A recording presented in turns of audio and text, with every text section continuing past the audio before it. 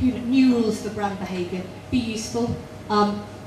Really try and think when you're online about the utility that you have, also coined by Johnny Vulcan at Anomaly in New York, which is a very trendy agency.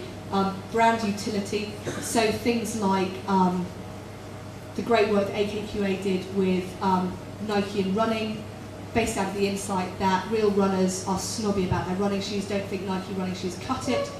Wasn't about advertising, it was about digital stuff, events, things that you could create. So great mashups with things like Google Maps, where you can go in and people, runners in your postcode, are plotting run routes, or the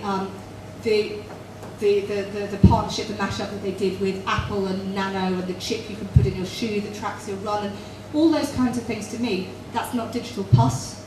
It's digital and it's useful, and I think probably does more to change a runner's perception of Nike than a great, epic advertising campaign. Be honest, if we had longer, because I love them, all the examples of brands who fake it, so the fake blogs, the flogs, it makes me really happy because they're so awful, but I'm aware of time, so maybe another time.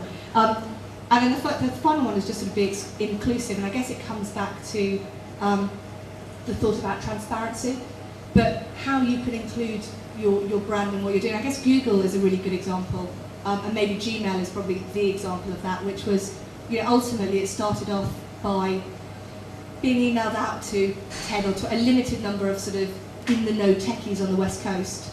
And if you think about the value exchange, they were given a Gmail account with more, that nobody else had, so that made them very cool. But in return, so the value exchange was there are probably still bugs. When something doesn't work, can you tell us about it and we'll fix it?